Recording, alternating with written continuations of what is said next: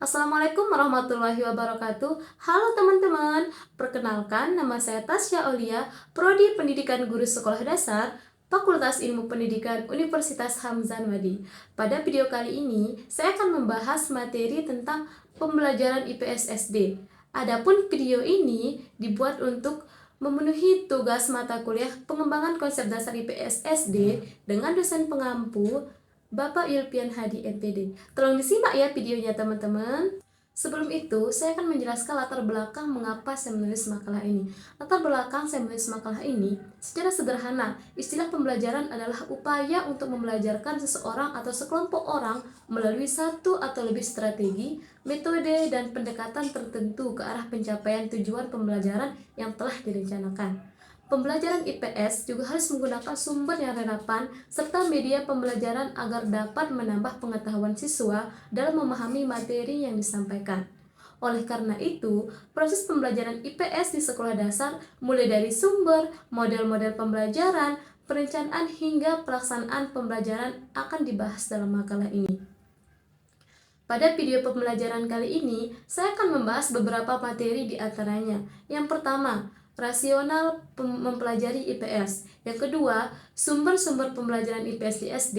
Yang ketiga, model-model pembelajaran IPS. Yang keempat, ruang lingkup pembelajaran IPS. Yang kelima, perencanaan dan pelaksanaan pembelajaran IPS di SD.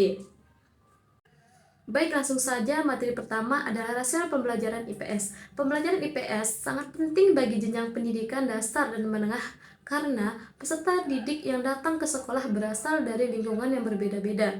Dalam hal ini, IPS berperan sebagai pendorong untuk saling pengertian dan persaudaraan antar umat manusia. Selain itu juga memusatkan perhatiannya pada hubungan antar manusia dan pemahaman sosial. Rasionalisasi pembelajaran IPS untuk jenjang pendidikan dasar dan menengah menurut Arista ada 3 diantaranya. Yang pertama, mensistematikan bahan informasi dan atau kemampuan yang telah dimiliki tentang manusia dan lingkungannya menjadi lebih bermakna. Yang kedua, lebih peka dan tanggap terhadap berbagai masalah sosial secara rasional dan bertanggung jawab. Dan yang ketiga adalah mempertinggi rasa toleransi dan persaudaraan di lingkungan sendiri dan antar manusia. Materi selanjutnya adalah sumber-sumber pembelajaran IPS di SD. Di antaranya adalah yang pertama, media sebagai sumber pembelajaran. Media sebagai sumber pembelajaran erat kaitannya dengan peran guru sebagai mediator dan fasilitator. Sebagai mediator, guru hendaknya memiliki pengetahuan dan pemahaman yang cukup tentang media pembelajaran, karena media merupakan alat komunikasi untuk lebih mengefektifkan proses pembelajaran mengajar. Dengan demikian, media merupakan dasar yang sangat diperlukan yang bersifat melengkapi dan merupakan bagian integral dalam proses pembelajaran mengajar guna mencapai tujuan pembelajaran. Yang kedua, kelas sebagai sumber belajar. Kelas sebagai sumber belajar tidak terbatas pada pemeliharaan dan penciptaan suasana belajar yang efektif, melainkan juga dapat dijadikan sebagai tempat pemeran hasil karya peserta didik.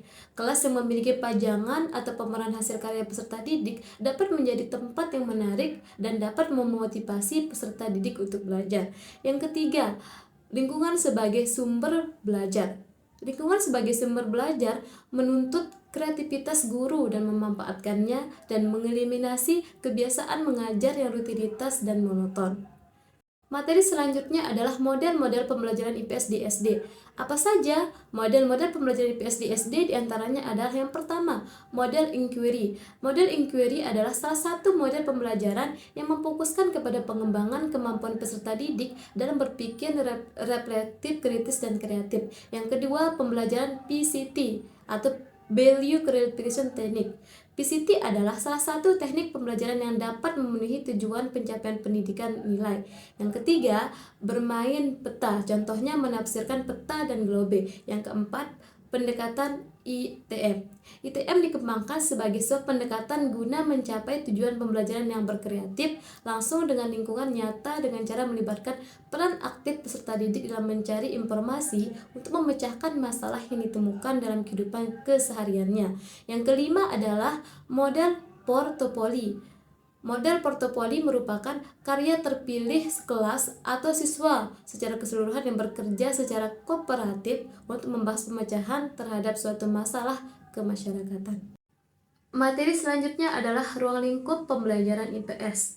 Apa saja? Yang pertama, sistem sosial dan budaya meliputi individu, keluarga, dan masyarakat sosial dan lain-lain. Yang kedua, manusia, tempat, dan lingkungan meliputi sistem informasi, interaksi, gejala fisik dan sosial, dan lain sebagainya. Yang ketiga adalah perilaku ekonomi dan kesejahteraan, meliputi ketergantungan, spesialisasi, pembagian kerja, dan kewirausahaan, serta pengelolaan keuangan perusahaan. Yang keempat adalah waktu berkelanjutan dan perubahan, meliputi dasar-dasar ilmu sejarah, fakta, peristiwa, dan proses. Materi selanjutnya adalah materi terakhir, yaitu perencanaan dan pelaksanaan pembelajaran IPS SD. Apa saja yang perlu diperhatikan pada sebuah perencanaan dan pelaksanaan pembelajaran IPS SD?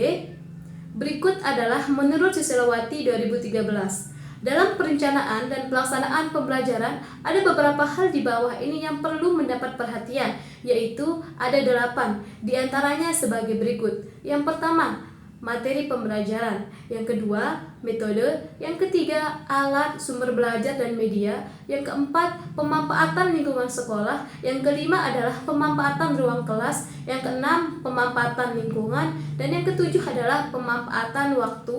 Dan yang terakhir adalah pemanfaatan perpustakaan dan laboratorium.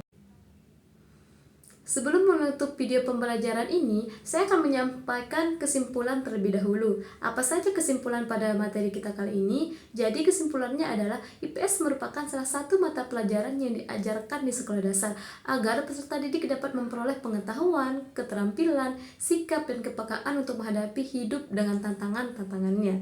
Bagi guru IPS, buku sumber bukan satu-satunya sumber belajar yang dapat digunakan, karena buku sumber pada umumnya memuat informasi yang sudah lama.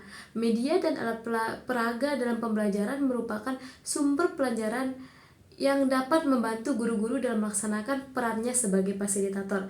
Adanya sumber belajar dipadukan dengan model pembelajaran yang dapat digunakan untuk merancang dan melaksanakan pembelajaran IPS di SD dengan tepat agar tercapainya apa? Tujuan pembelajaran yang dapat diharapkan. Demikian video pembelajaran kali ini. Sekian dan terima kasih. Wassalamualaikum warahmatullahi wabarakatuh. Bye-bye.